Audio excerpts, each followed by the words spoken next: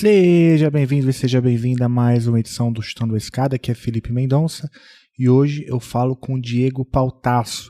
O Diego é doutor em Ciência Política pela URGS e ele também é autor de diversos trabalhos, entre eles o livro Imperialismo, China e Rússia no Pós-Guerra Fria, e também é coautor de um outro livro chamado Teoria das Relações Internacionais. O Diego é um grande divulgador científico, ele tem um Twitter muito ativo, onde ele desenvolve ali um trabalho de divulgação sobre China, sobre política chinesa, sobre a inserção internacional da China.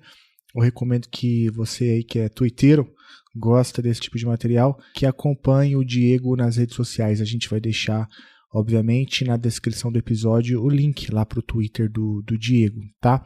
Bom, e ele vem aqui falar um pouquinho pra gente, um pouco sobre sua trajetória nos estudos sobre a China e fala também um pouco sobre o desenvolvimento chinês. E no finalzinho ali a gente fala sobre semicondutores, sobre guerra comercial e também um pouco sobre qual tem sido a posição da China no atual conflito entre Israel e Palestina, né? E o que isso pode representar para o quadro de forças do Oriente Médio. Então vale a pena ficar até o final. O Diego é um grande especialista e é muito interessante os dados que ele traz aqui. Bom, e se você puder apoiar o Chutando a Escada, é muito simples, basta entrar em www.chutandoaescada.com.br/apoio. Lá você vai encontrar várias formas de ajudar financeiramente. Se você não puder ajudar financeiramente, você pode ajudar também ou deixando o teu comentário no teu agregador favorito ou compartilhando esse episódio. Tá bom? Então vamos lá, vamos pro papo. Então com vocês, Diego Pautasso, que fala como a China tem subido a escada. A escada é uma construção que serve para fazer um deslocamento vertical. Nem sempre é assim, mas tem um jeito de facilitar tudo isso. Elevador? Não.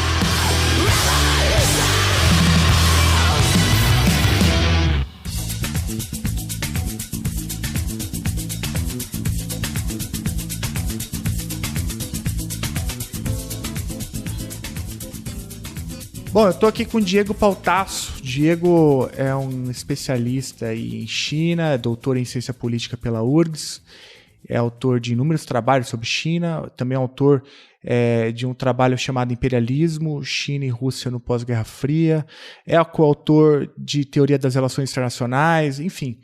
O Diego tem uma das arrobas mais ativas aí também no Twitter, eu gosto bastante do que você publica lá, tem muito conteúdo bom, eu recomendo que você siga o Diego no Twitter, tem muito conteúdo bom sobre China lá, e sobre outros assuntos também, mas eu acho que o foco é a China, né? E Diego, cara, obrigado por topar falar comigo, estou bem feliz de ter você aqui. Obrigado, eu agradeço muito o convite, é um dos podcasts que eu felizmente acompanho e a gente fica acompanhando e vendo a qualidade da produção, e quando a gente é chamado, obviamente que a gente fica bastante feliz de poder colaborar. Diego, olha só, como que você chegou até a China? Como China aparece como um tema de pesquisa para você? Estou bem curioso de saber um pouco como que a China aparece na sua trajetória. Eu comecei a graduação em 2000 na URGS e sempre me inclinei mais pela geografia. Só que a geografia da URGS ela tem uma ênfase maior em ciências da natureza e da terra, né? Então eu ficava procurando nos departamentos de ciência política e de outras áreas para estudar mais geopolítica, e dentro desses estudos de geopolítica eu caí um pouco em Ásia e em China, 2002, 2003, estava terminando a minha graduação já pensando em fazer mestrado. E naquela época não havia nenhum especialista, professor universitário especialista em China, as redes sociais não existiam, portanto não tinha muito acesso a material, era muito difícil chegar em papers, ainda não tinha os bancos das revistas digitais, os periódicos acadêmicos, e obviamente as bibliotecas tinham muito pouquíssimas coisas traduzidas em português. Mas cada vez mais se falava na China, né? A China já era um parceiro importante do Brasil, ainda estava longe de ser o maior, mas já era um parceiro importante. Se falava que todos os produtos eram os produtos Ximiling na década de 90 e início de 2000, os 1,99 da época lá do Plano Real eram todos com produtos chineses, né? E muito se dizia naquele contexto, inclusive para justificar a agenda neoliberal, que a China se desenvolvia em função de uma abertura neoliberal, em em função de uma mão de obra desregulamentada, semi-escrava, né? Abertura irrestrita ao capital estrangeiro, e obviamente aquilo criava uma certa dissonância entre essa ideia que era vendida de que a China tinha essa abertura neoliberal, mas ao mesmo tempo era um país que se reivindicava socialista, fruto de uma maior revolução do século XX, e eu queria entender um pouquinho, um país ao mesmo tempo que crescia 8, 9, 10, 12% ao ano naquele contexto. Não, o que está acontecendo? Se abre pelo neoliberalismo e o Partido Comunista, e como é que é essa coisa, né? Obviamente na mídia se falava quase nada, e aí eu quis fazer o meu mestrado. Eu terminei a graduação, ingressei no mestrado e disse, não, o assunto vai ser China, né? Obviamente não tinha orientador, especialista no assunto, e eu resolvi mergulhar. Eu fiz o mestrado falando das relações da China com a Índia, né? E depois o doutorado das relações da política externa chinesa para a Rússia, que resultou nesse primeiro livro aí que você citou, que é China e Rússia no Pós-Guerra Fria, publicado em 2011. Né? Esse é fruto do doutoramento defendido em 2010. Então agora, esse ano aí, estamos completando 2 décadas de pesquisas, publicações, mais recentemente a conta no Twitter, que é uma ideia de difusão científica, que nem você citou, e é isso, né? Os últimos artigos, uma ênfase muito forte na questão da nova Rota da Seda, os últimos 6, 7 artigos publicados, aí uma boa parte tem sido sobre a nova Rota da Seda, que virará livro ou no final desse ano ou início do próximo. O livro já está em revisão, capa, orelha, essas coisas, está em fase final. Essa é a expectativa. Excelente. O teu orientador foi o CEPIC, né? O Marco CEPIC. Exatamente. O CEPIC me orientou no mestrado e no doutorado, especialista em segurança internacional, política internacional, trabalha em várias frentes, é uma figura brilhante, agora está no governo, na escola de inteligência da BIM, e eu tive a felicidade de ele, mesmo não sendo especialista, me instrumentalizar para ter um pensamento crítico, enfim, avançar nessa fronteira aí. Naquela época, como eu brinco às vezes, né, era tudo mato, né, quando a gente chegou. Não, é isso mesmo. E por que eu digo isso, né? Porque, de fato, assim, pelo menos pelo que eu já li e acompanho, né, sobre o assunto, sobre a ascensão chinesa, até ali a virada do século XX para o século XXI, até ali o assunto era um pouco menor, talvez ali no final do governo Clinton já havia uma preocupação, mas aí em 2001 a política externa americana, né, ela é totalmente direcionada para a luta contra o terror e a China desaparece um pouco ali novamente, fica em segundo plano. A China entra na OMC em 2001, que é uma estratégia, faz parte, né, dessa trajetória chinesa, porque aí os dados começam já vinham numa crescente, né, depois eles começam de fato a bater recorde atrás de recordes, né, e aí você já chega no mestrado já olhando para esse cenário quando talvez a maior parte dos pesquisadores, pelo menos aqui no Brasil, estava olhando para a guerra contra o terror, né? Enfim, fazendo aqui uma leitura um pouco desprendida do cenário. E aí, falando um pouco sobre isso, a que você atribui essa ascensão chinesa, né? Porque, de fato, os números são impressionantes, né? E quando, assim, para um leigo, talvez, né, quando se depara e vê a China, ela já está grande demais. Fala, como assim, né? Ela já está desse tamanho e passou desapercebida pelo radar de tantas pessoas, né? De tantos países, como o próprio Estados Unidos. Esse era o meu enigma, né? Quer dizer, o país socialista, mas é uma abertura neoliberal. Será que exatamente é isso? Será que é apenas mão de obra escrava? Será que é apenas plataforma de exportação para as multinacionais investirem e superexplorarem a mão de obra?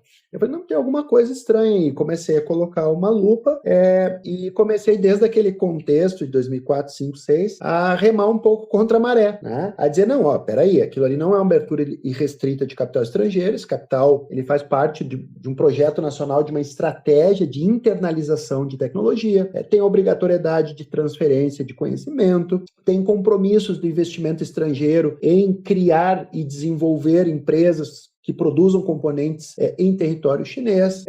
A questão salarial, obviamente, o salário é baixo, mas ele é baixo dentro de uma trajetória que é de ascensão, né? A China está escalando do ponto de vista produtivo, os produtos são simples, mas eles vêm crescendo, então eles não vão ficar produzindo bugigangas, em breve vão constituir suas marcas, etc, etc, etc. naquele contexto da década de 2000, cada vez que eu dava uma palestra, falava sobre isso, era realmente assim, pregar no deserto. Ninguém acreditava. Os produtos são ruins, nunca vai ter marca, nunca vai ter multinacional chinesa. Eles só trabalham um monte de tempo, jamais serão um mercado consumidor grande, robusto, de produtos mais sofisticados. E, inclusive, isso é uma coisa interessante, né? Num dos capítulos da minha dissertação, portanto, 2006, o capítulo, em alusão ao teu podcast, se chama Chutando a Escada, Subindo a Escada, em alusão ao livro, eu fazia essa pergunta, se a China estava subindo a escada que tentavam chutar para outros países. E aí, embora o Chang, nesse livro, não citasse a China, ao analisar a história dos países desenvolvidos, né, que se desenvolveram, as políticas industriais, comerciais, tecnológicas, as estratégias de desenvolvimento nacional, de promoção do comércio exterior, de internalização de tecnologia, de engenharia reversa, etc, etc, etc. Eu falei, a China está subindo a escada, ela tem uma estratégia de desenvolvimento nacional, ela está fazendo um take-off, né? É nítido isso, e o Partido Comunista é o responsável por organizar essa trajetória de ascensão frenética que as pessoas não estão entendendo, achando que é uma simples liberalização ao capital estrangeiro, né? Ou uma superexploração da mão de obra. E, felizmente, né, de lá para cá, nos últimos 20 anos, o que a gente vê é um país que produz a maior mobilidade social da história, renda per capita dispara, né? Os indicadores de desenvolvimento humano disparam, o padrão de consumo melhora sensivelmente, as exportações chinesas vão galgando níveis tecnológicos e de sofisticação produtiva cada vez maior, as empresas chinesas vão desenvolvendo marca, know-how, expertise e vão se firmando no mercado mundial, ao ponto de terem ultrapassado os Estados Unidos no ranking das 500 maiores empresas da Fortune, e assim sucessivamente, ou seja, aquelas teses de que havia um projeto nacional por detrás daquela abertura e por detrás daquela dinâmica do mercado de trabalho, vem se confirmando correta. E é o que eu digo às vezes para os alunos de relações internacionais, posso repetir aqui para os ouvintes, né? Se você não tiver um entendimento da história das coisas, dos processos sociais e geopolíticos, e não dominar instrumentos teóricos, né, a capacidade de interpretação e de predição fica muito prejudicada. Mas se você lança um ferramental teórico, ideológico, político mais robusto, você consegue entender uma certa dinâmica e bem, né, a ter uma taxa de acerto na análise de conjuntura um pouco maior. Diego, e aproveitando esse gancho, já que nem todo mundo que escuta o Chutando a Escada tem esse ferramental teórico, né, e o domínio sobre os processos, eu vou te pedir para você, assim, é uma pergunta meio ingrata, eu já adianto, né, mas se você pudesse fazer um panorama meio geral sobre o que a China fez, né, para dar essa guinada, para subir a escada, né, para ficar um pouco com essa expressão. Claro, já alguns elementos já apareceram na sua fala, né, um projeto nacional que por trás, né, e todo esse investimento em tecnologia, inovação, algumas coisas já apareceram, mas se você tivesse que resumir, e eu estou te pedindo para fazer isso, né? O que você acha que não pode faltar nessa explicação? Primeiro e mais importante de tudo é o Estado como elemento ordenador do desenvolvimento. Ou seja, não é de maneira nenhuma resultado de forças espontâneas de mercado, seja interno, seja de fluxos de capitais estrangeiros, ou seja de um clichê que virou moda, até no debate político brasileiro, né, de se integrar às cadeias globais de valor. Isso não existe, não é uma dança da cadeira e cada um senta numa e está tudo certo. Não, é uma dinâmica que você tem que, através do Estado, fazer um esforço para ir galgando tecnologia e uma combinação muito robusta do que o Chang chama de políticas industriais, comerciais e tecnológicas, né? Para, se quisermos agora, talvez a cereja do bolo, que seja a indústria de semicondutores, né? A gente está vendo um pouco hoje a ponta de lança de um processo que a China fez em todos os demais setores. Quando ela começou a produzir calçados, quando ela entrou no setor têxtil, quando ela desenvolveu a indústria pesada, mais sofisticada, de automóveis, quando ela entrou, por exemplo, nos trens de alta velocidade, ou agora nos semicondutores, a combinação de investimento público, a combinação de obrigatoriedade de transferência tecnológica, internalização de inteligência. Por exemplo, o setor calçadista, eles trouxeram os especialistas aqui dos Vales dos Sinos, da região calçadista do Rio Grande do Sul, que na época era o maior polo calçadista do mundo. Trouxeram os especialistas em curtume, em design, em planejamento, em todas as etapas do setor produtivo, levaram para lá. Quando chegou nos trens de alta velocidade, que hoje as pessoas sabem que a China tem a maior malha, mais de 40 mil quilômetros de trens de alta velocidade, ela fez a licitação em meados da década de 90 com a obrigatoriedade de transferência tecnológica, né? Isso não foi uma geração espontânea, não foi fruto do acaso. E uma estatal recebeu essa tecnologia. E o investimento público comprou ou encomendou uma grande quantidade de trens. E aí a China desenvolveu esse know-how e agora vai exportar trens de alta velocidade para outras regiões do mundo, como já está a fazer, né? Agora a China anunciou, não faz muito tempo, o seu avião de grande porte, lá para concorrer com o Boeing e com o Airbus, né, que era monopolístico. Como é que se deu isso? Um investimento em todos os fronts para internalizar a tecnologia aeroespacial. Uma delas envolveu também o Brasil. Ou seja, a China chegou aqui no Brasil, quem é que produz aviões de médio porte com excelência? A Embraer. Bom, eu vou comprar 100 aviões de vocês, 50 vocês produzem no Brasil, 50 vocês vão abrir uma fábrica lá na China, em joint venture com uma empresa chinesa chamada Avic, e vão produzir lá. E, obviamente, ao produzir em Harbin esses aviões, eles internalizaram a tecnologia, aprenderam e, junto com outras alianças com Airbus e com outras empresas, internalizaram outros elos. E agora eles vão produziram já o primeiro avião de grande porte. O Estado vai financiar provavelmente a aquisição desses aviões por parte das companhias aéreas, justamente para que priorize o avião nacional ao invés do Airbus, ao invés do Boeing. A empresa vai ganhar escala, vai ganhar competitividade e logo a gente vai ver a Gol e outras empresas aí do Brasil e da América Latina e do mundo comprando aviões chineses. Ou seja, mobilizando a inteligência nacional, formando engenheiros, subsidiando, atraindo empresas para fazer joint venture e transferir tecnologia, trazendo os melhores cérebros. Agora, na indústria de semicondutores, por exemplo, eles estão atraindo engenheiros do mundo todo, sobretudo da Coreia do Sul e de Taiwan, né? E é por isso que eu escrevi em diversas oportunidades que a tentativa americana, né, de evitar que a China acessasse os semicondutores de ponta, menos que 9, 7 nanômetros, seria um fracasso total lá no início, quando começou a guerra dos chips. Por quê? Porque eles estão mobilizando dinheiro em pesquisa interna, eles vão atrair engenheiros especialistas de todos os cantos, eles já têm uma indústria sofisticada em vários setores que podem desenvolver, e o Estado vai subsidiar de maneira incrível e vai fazer grandes aquisições para que essas empresas sejam estimuladas a produzirem, a inovarem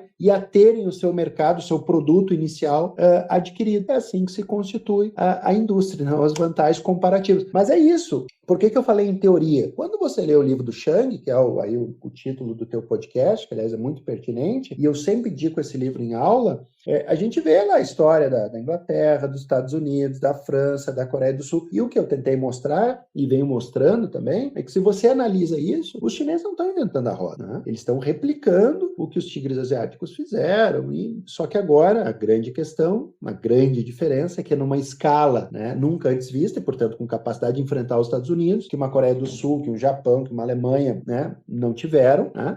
E a outra novidade importantíssima, e dessa vez tem um partido comunista que tem soberania sobre o território nacional, que a Coreia do Sul não tem pleno, o Japão não tem pleno, e que está mobilizando essa tecnologia, essa força, numa direção, inclusive, de reestruturação do sistema internacional. E aí que a coisa começa a ficar complicada, e é por isso que eu tenho dito que a contradição entre a ascensão da China e o declínio relativo dos Estados Unidos é a encruzilhada do sistema internacional.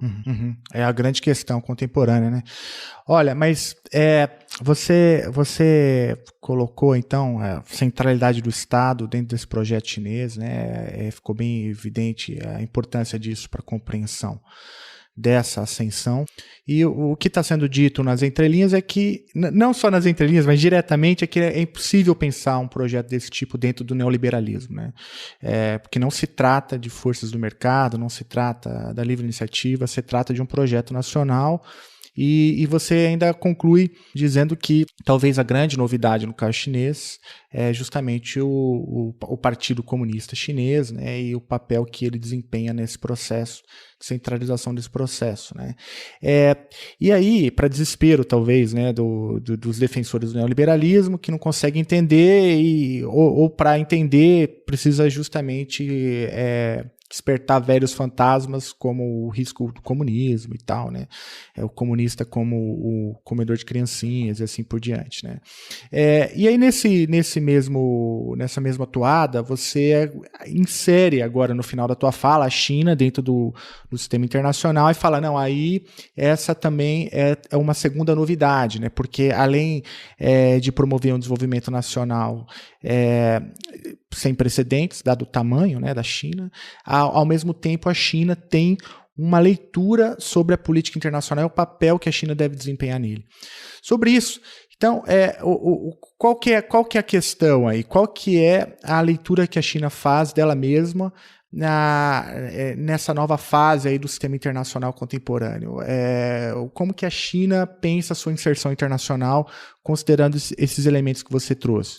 A China, se acusava a China ali nos 90 para os 2000, que a China viria a ser uma potência revisionista, ou seja, que ela iria tentar quebrar a ordem internacional, como o Japão e a Alemanha tentaram nas guerras mundiais, né? O que a China vem fazendo, diferente disso, é um país que fortalece o espírito da ONU e do multilateralismo e das organizações internacionais, por um lado, e, por outro lado, tensiona pela criação de novos espaços de articulação do Sul Global, né? Que são digamos, os agrupamentos como o BRICS e agora BRICS+, o Fórum de Cooperação China-África, os mecanismos de integração regional como a Organização para a Cooperação de Xangai ou a RCEP na Bacia do Pacífico. Então, criação de novos mecanismos de financiamento, o novo Banco dos BRICS, o Banco Asiático de Investimento em Infraestrutura, né? Então, esses elementos aí revelam a China, sobretudo do Xi Jinping para cá, cada vez mais assertiva,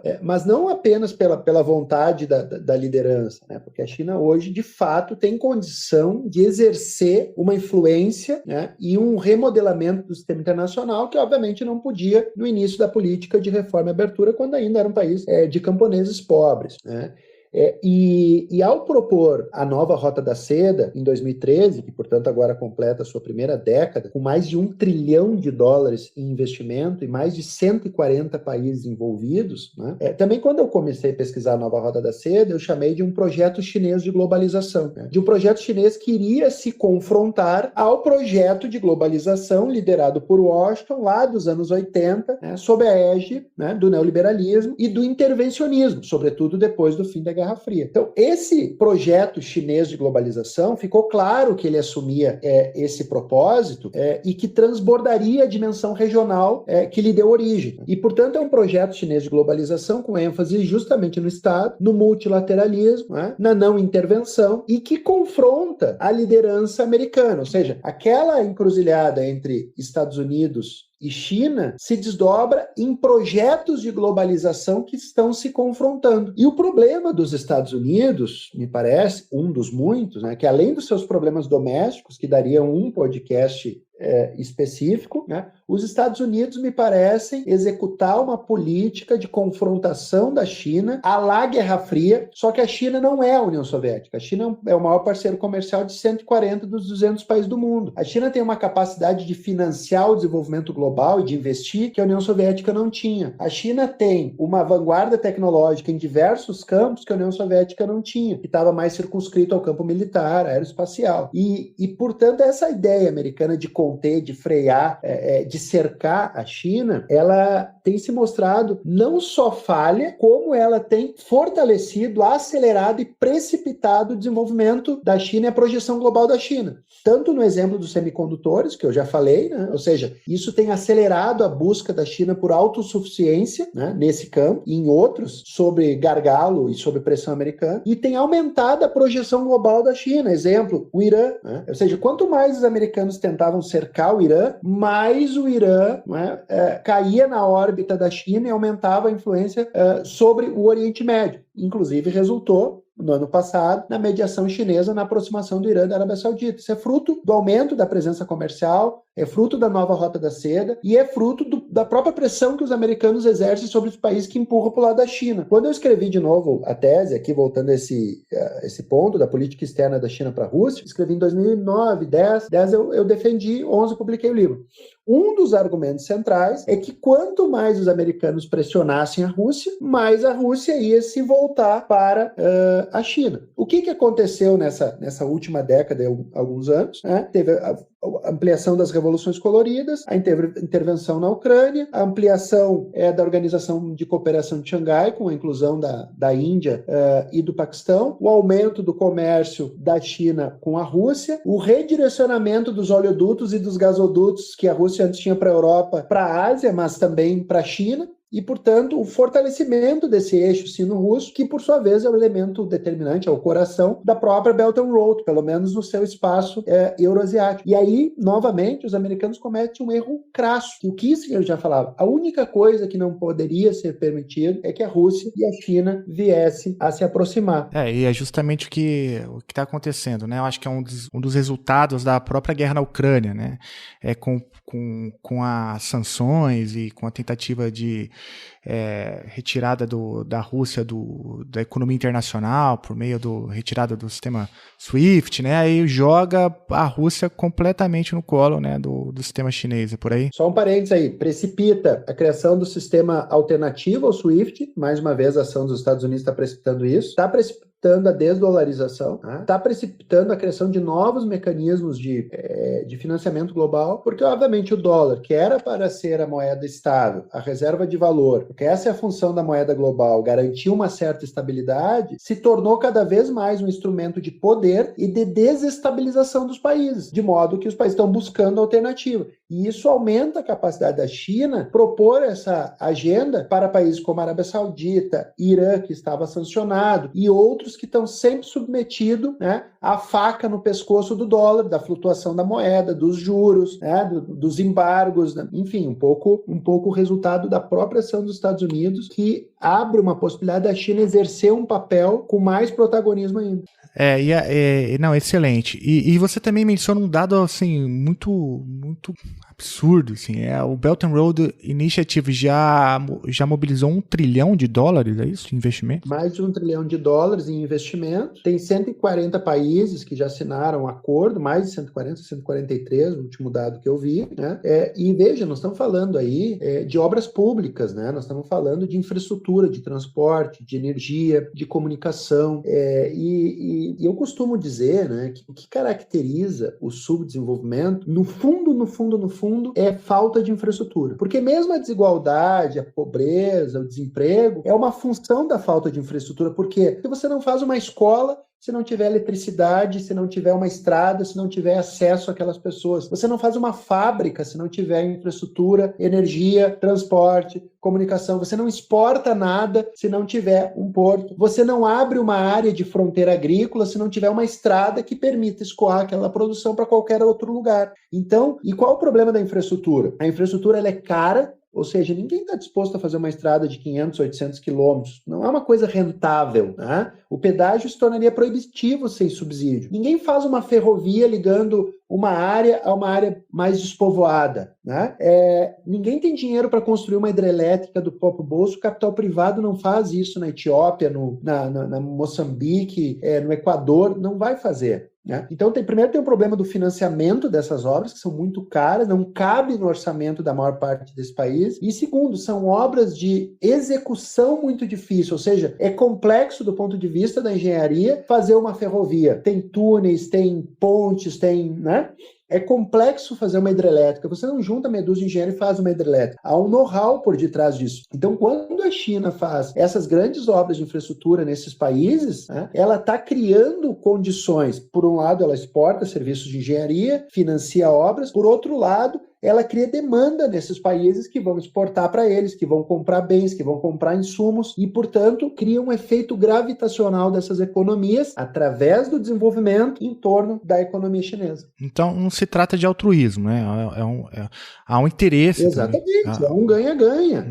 É um ganha-ganha. A China, obviamente, tem uma leitura de que a infraestrutura é crucial para o desenvolvimento, como você mencionou, e ao mesmo tempo isso tem um efeito direto ou indireto, que é justamente o estreitamento das relações com o próprio mercado chinês. Então é uma lógica de mercado, mas é uma lógica de mercado controlado, né, pelo Estado, e que tem uma lei e não neoliberal. É por aí? Exatamente, por aí que você entende? porque aí entram as grandes empresas chinesas, a relação entre as grandes corporações do setor de infraestrutura, do setor de banco, com o Estado chinês e com a política externa chinesa. Né? Quer dizer, por exemplo, no caso do Paquistão, que é um dos corredores da nova Rota da Seda, são 6 corredores territoriais e um corredor oceânico, pelo menos o projeto original. O corredor econômico China e Paquistão, que liga o sudoeste da China até o porto de Gwadar, eles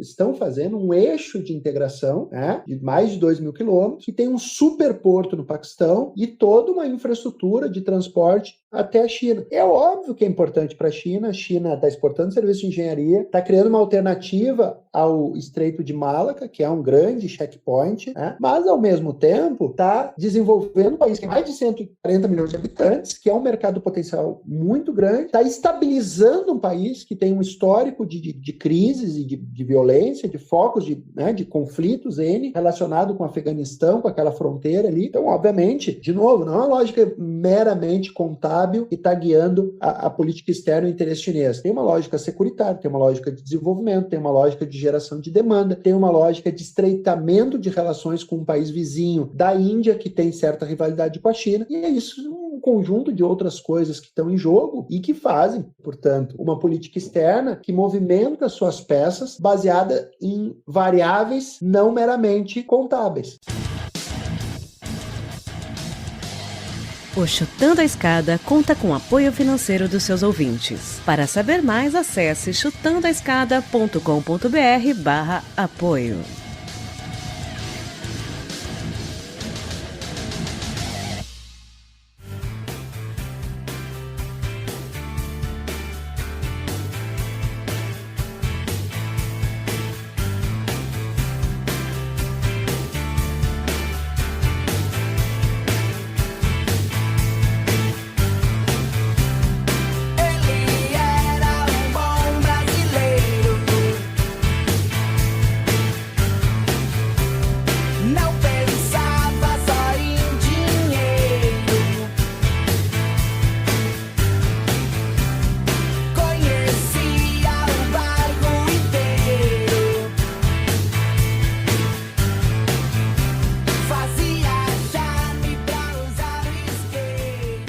Ô Diego, vamos falar um pouquinho sobre a América Latina, né, e a relação da região com a China, né? Porque a América Latina tem um papel importante, né? Nem todos os países assinaram, o Brasil mesmo não assinou, né, o Belt and Road Initiative, até acho que por conta da relação que tem com os Estados Unidos e tal, mas recebe investimentos chineses.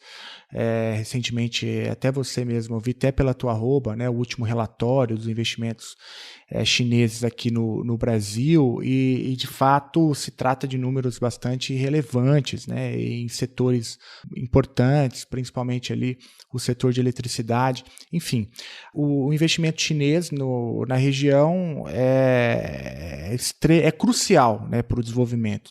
Mas, por outro lado, alguns colegas têm denunciado um efeito colateral, né, da relação com a China, que vai para além dos investimentos, tem relação, por exemplo, com o comércio, porque haveria ali há um comércio bastante desigual em termos de valor agregado, né? E isso teria contribuído para a desindustrialização de alguns países latino-americanos, ou alguns colegas preferem o termo uma nova dependência em relação ao capital chinês, que joga, portanto, a América Latina de novo, né, para essa condição primária exportadora, enquanto que a China se especializa cada vez mais em produtos de alto valor agregado, né? Diante disso, eu te pergunto, né, como você enxerga isso? Como que você enxerga a América Latina na estratégia chinesa dos dois pontos de vista? Primeiro como um especialista em China e depois como um intelectual latino-americano, né? A tua questão é muito importante. Na verdade, a China se transformou essa potência competitiva, a indústria do mundo, e isso causou dificuldade a todas as indústrias do mundo, né? Mesmo as mais competitivas, de Alemanha, Estados Unidos, etc. Por exemplo, a relação da China com os Estados Unidos é assimétrica, houve uma primarização das exportações americanas, e os americanos, em 2022, tiveram um déficit de 402 bilhões de dólares. Bom, então isso mostra que, de fato, é um competidor de grandes dimensões. Agora, eu costumo dizer que existe o imperialismo, aquele que coloca a faca no teu pescoço, te desestabiliza, intervém, impõe uma agenda à força, na base da coerção, né? E existe também a falta de projeto nacional, né? Então, grande parte da nossa desindustrialização, e aí eu me refiro ao Brasil, a América Latina como um todo, mas o Brasil em especial, é um projeto de desindustrialização que vem aproximadamente de meados dos anos 80. Se vocês pegarem lá, chegou ao topo de 20 e poucos %,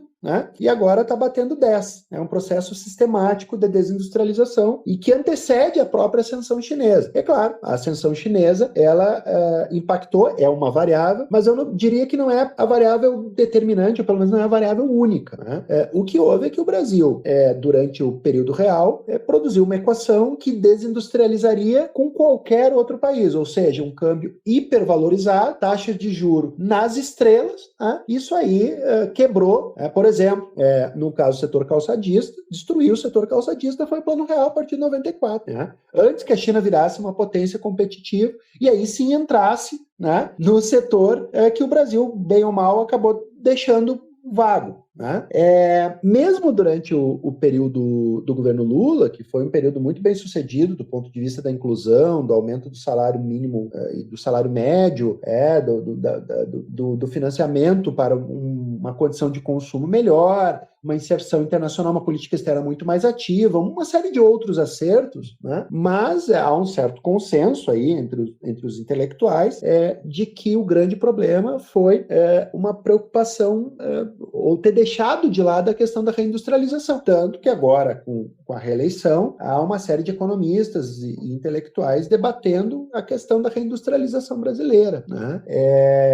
Veja, quando o câmbio não esteve valorizado, né, ou juros nas estrelas, que é o que a gente vive até hoje, as taxas de juros mais altas, uma volatilidade cambial que é absolutamente inadmissível. Imagina, você vai planejar um investimento, seja lá qual for, né, aí tu não sabe se o real vai estar $5, $6 ou $2. Você não sabe se o combustível vai estar R$3 ou vai estar R$7, né? Esse tipo de coisa que é fruto do neoliberalismo é um inseticida anti-indústria, entendeu? Então eu gosto de sublinhar isso. Por exemplo, o caso da Boeing. O caso da Boeing, embora os Estados Unidos tenham um histórico de imperialismo, não foi uma pressão, não foi uma faca no pescoço, foi uma vontade deliberada de um determinado governo de alienar um ativo nacional, assim, cujo valor é absolutamente inestimável. Foi a Lava Jato, um projeto nacional, tudo bem que nesse caso com inter-relações com os Estados Unidos, mas foi a Lava Jato que desmontou empreiteiras que tinham 50, 60 anos de know-how e que exportavam serviços de engenharia. Inclusive, o governo Lula teve um papel decisivo na exportação de serviços de engenharia. Nós tínhamos ocupado um papel bastante importante no mundo, financiado por um banco público, pelo BNDES, e aí, graças a uma combinação de Lava Jato, uma mídia que sempre se opôs ao papel do BNDES, a gente praticamente destruiu um setor, né? Então, em síntese, a China é um competidor ingrato, não se trata de uma coisa trivial. Por outro lado, se a gente não tiver um projeto nacional, se a gente se contentar em exportar soja e minério de ferro para a China, se os investimentos chineses, inclusive quando teve a visita do Lula a Pequim, desde muitas entrevistas, escrevi artigos e num dos textos eu falei, o Brasil precisa ter um projeto nacional para lidar com o maior parceiro nosso, que é a China. E qual é o projeto nacional? É só exportar soja e minério de ferro? Não. Os chineses vão fazer grandes investimentos no Brasil, tá? Mas o que a gente vai demandar deles? A gente pode fazer um pouquinho o que a China fez com os investimentos estrangeiros? Digamos, vamos fazer um projeto de ferrovias. Os chineses vão investir em ferrovias aqui. Bom, eles vão ter que ou produzir parte dos vagões das locomotivas aqui, ou vai ter que fazer uma joint venture com empresas metalúrgica, mecânica do Brasil, ou vão ter que transferir tecnologia, né? E aí eu fui dando exemplo nos mais variados setores de painéis solares e de muitos outros, né? Por exemplo, está estabelecendo a BYD na Bahia. Quais são as contrapartidas? Ela vai adquirir os insumos e as peças da indústria nacional ou ela vai trazer tudo de fora e vai montar? A gente fez algum tipo de exigência? Ela vai estabelecer um parque de desenvolvimento de produtos no Brasil? Como vai ser? Obviamente que se o país que está recebendo os investimentos não souber o que tirar do parceiro, seja ele a China, a Alemanha, o Japão, a Argentina, não vai partir, obviamente, deles, né? Então, esse é um ponto importante. Por exemplo, a gente está com o CEITEC aqui, que é um projeto de destruição nacional, né? Por que a gente não utiliza a reconstrução do CEITEC articulado a algum investimento estrangeiro que adquira parte desses chips e que eventualmente transfira alguma tecnologia de semicondutores para o Brasil? Até porque a China precisa construir, né, uma rede de semicondutores em escala global para furar o bloqueio que os americanos fazem. Então, isso é uma escolha nossa. A gente precisa ter um projeto para demandar e aí sim utilizar um processo de reindustrialização e usar a China não como um problema, mas pode ser a mola mestra de um processo de reindustrialização do Brasil, caso tenhamos um projeto nacional com essa clareza. Não, excelente.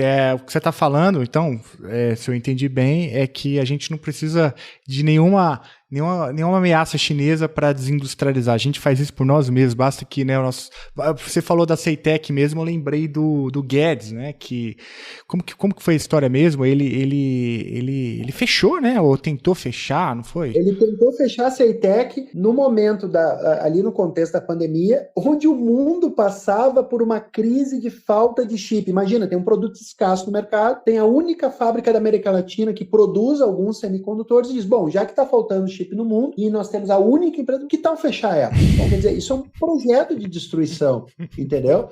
E aí está essa dinâmica, né, de tentar reconstruir o CEITEC, mas para isso, de novo, é aquilo que o Chang dizia, tem que ter encomendas nacionais, tem que forçar a transferência tecnológica, e isso tem que partir do Brasil. É a ausência de um projeto nacional, essa que é a grande questão, né? Olha, antes da gente terminar esse papo, eu preciso te fazer algumas outras perguntas, né? A primeira tem a ver com... Na verdade, as duas têm a ver com a conjuntura. A gente sabe que falar de conjuntura é sempre um risco, porque a conjuntura muda todo o tempo, né? E aqui no Stand, o ouvinte raiz sabe que a gente nunca trata dos temas candentes, embora dê mais views e tal, mas a gente prefere trazer especialistas já com esse distanciamento, justamente para a gente poder falar com mais tranquilidade sobre alguns assuntos.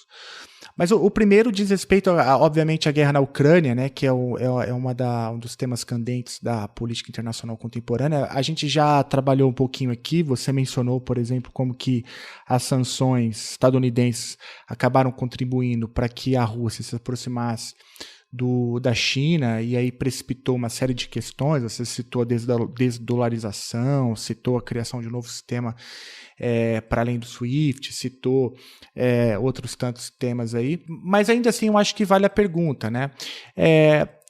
Do ponto de vista da Ucrânia, por exemplo, né? Qual que é a posição chinesa?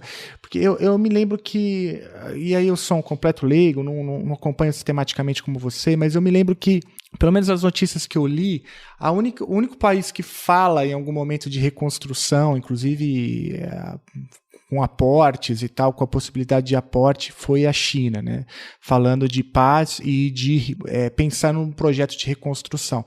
Enfim, é por aí mesmo? O que você tem lido sobre a China nesse contexto de guerra na Ucrânia? Primeiro, a China, obviamente, nunca passou perto da posição americana de tentar sancionar a Rússia, isolar a Rússia do sistema internacional, ou coisa que o vale. Ao contrário, visitaram-se reciprocamente, os negócios cresceram, né, e a parceria China e Rússia se aprofundou. Esse é o primeiro aspecto. O segundo aspecto é que a China tem se colocado, né, nesses temas importantes, depois a gente pode falar um pouquinho da questão palestina, né, tem se colocado como um ator disposto a ser um mediador, né, e a estatura da China vai lhe conferir progressivamente esse papel de ter voz e ter peso nas negociações internacionais, né? Então, quer dizer, a posição da China, reconhece claramente que a expansão da OTAN e a posição dos Estados Unidos é o elemento determinante da desestabilização do leste europeu, da guerra na Ucrânia, né? E, portanto, qualquer equação de paz, acho que isso faltou um pouquinho, talvez, a diplomacia brasileira, na Ucrânia, passa por reconhecer que a expansão da OTAN e o unilateralismo dos Estados Unidos tem sido um fio desencapado no sistema internacional, né? A questão é a seguinte, né? A possibilidade de uma paz, enquanto a OTAN, os Estados Unidos e seus aliados continuarem enviando armas, né? Me parece que que o Zelensky não tem a menor disposição de negociar, pelo menos não no primeiro momento, e o risco de enfim, esgotar todas as possibilidades e como já disseram aí, lutar até o último ucraniano e isso levar só a perdas territoriais maiores, me parece muito grande, né? Esse eu acho que é o ponto. Não, excelente. E o próximo é justamente esse que você cita, né? O conflito entre Israel e Palestina, né? Enfim, o mundo todo tem se posicionado em relação a isso, e eu estou muito curioso para saber qual que é a posição chinesa. Como que você tem lido sobre essa questão aí? O que você tem lido sobre isso? O Wang Yi, ele deixou claro algumas coisas. Primeiro, ele disse a primeira declaração do governo chinês foi de que eles nunca usaram a palavra terror, né? Eles eram contra o uso da força e a escalada do conflito, né? Diferente da maior parte dos Estados Unidos e seus aliados, do Ocidente, que considerou o ato do Hamas exclusivamente um ato de terror contra Israel. Ao contrário, a China diz que a raiz do conflito, né, é a não constituição de 2 estados na Palestina, que era a origem lá do mandato da ONU, né, e a sistemática apropriação das terras, enfim, da simetria de força. E, portanto, conclamou, primeiro, a um cessar-fogo, segundo, que a ONU e os organismos internacionais iniciem uma mediação, né, e terceiro, que isso passe pela implantação de 2 estados. Não há solução sem 2 estados, né? Quer dizer, por mais que Israel goze de uma supremacia material, né, militar gigantesca, né, o fato é que eles até podem ter vitórias em batalhas, né, militares, mas eles jamais vão consolidar a estabilidade do país enquanto não resolverem o problema da Palestina. Pode ser no próximo, mas jamais se consolidarão. E aí entra uma variável que eu destaquei, inclusive no fio de hoje, que é diferente dos últimos 20, 30 anos, dessa vez o cenário regional é um pouco adverso ou diferente para Israel. Por quê? Os Estados Unidos e a Europa estão afogados, né, gastando todos os recursos para sustentar o esforço de guerra na Ucrânia. Essa é a primeira variável que mudou. Segundo, tem uma Rússia forte que não tinha nos anos 90. Tem uma China com capacidade de ser ouvida na região, tanto que mediou o acordo entre os arquirrivais Irã e Arábia Saudita, né, que é algo que ninguém esperava, absolutamente inédito. Portanto, a China tem audiência junto ao Irã, junto à Arábia Saudita e aos grandes atores regionais, nos quais ela é grande investidor e engajou esses países no BRICS e engajou muitos deles ainda na nova Rota da Seda. Tá? E também o eixo da resistência, que envolve Irã, Iraque, Síria e Líbano, está numa situação melhor que estava há 10 ou há 20 anos, porque ou o Iraque estava sob intervenção, ou a Síria estava sob uma guerra por procuração promovida pelos Estados Unidos com o Estado Islâmico lá, ou o Líbano estava destruído. Me parece que esse eixo da resistência está numa situação de melhor condição em relação ao passado. E ao levar a esse genocídio em Gaza, me parece que o projeto de Israel é evacuar e terminar de ocupar Gaza, constituir a grande Israel, eles correm o risco de produzir uma reação regional e quem sabe, global, e alterar o famoso dar o passo maior que a perna. E isso pode ser bastante complicado. Eu comentava com a Isis, com a minha companheira, né, nem sempre uma batalha militar, uma vitória militar e uma superioridade militar levam necessariamente a uma vitória, né? Os Estados Unidos tiveram sucessivas vitórias militares no Vietnã em função da sua superioridade, morreu muito mais vietnamita, eles perderam a guerra. Os franceses tiveram uma superioridade material e militar na Argélia, morreu 1/4 da população da Argélia e os franceses tiveram que se retirar e o país ficou independente. Então talvez Israel pudesse olhar um pouquinho mais no retrovisor para aprender com a história. God, A vida é nada fácil.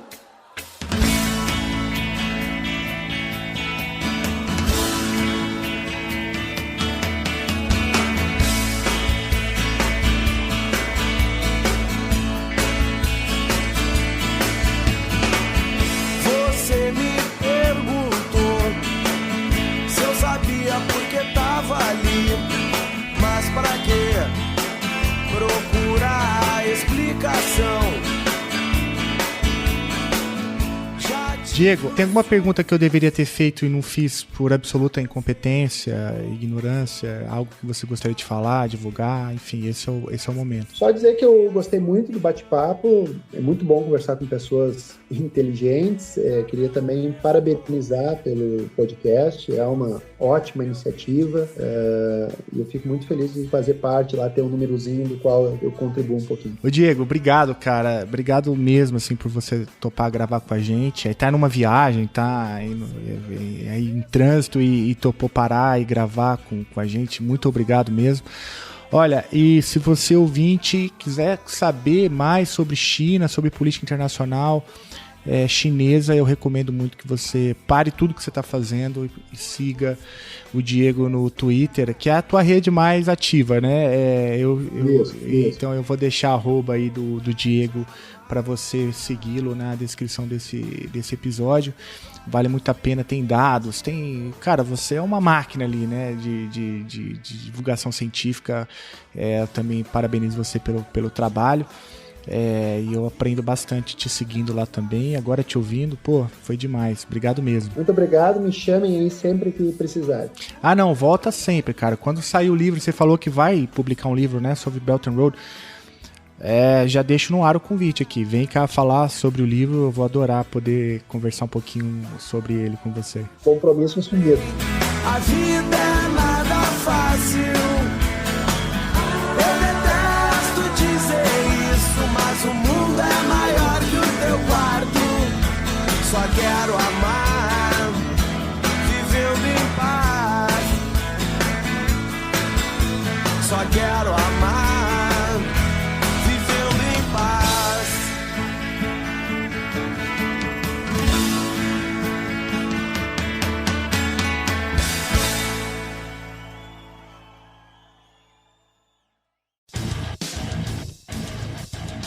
Você acabou de ouvir mais um episódio do Chutando a Escada. Para apoiar, acesse chutandoaescada.com.br/apoio.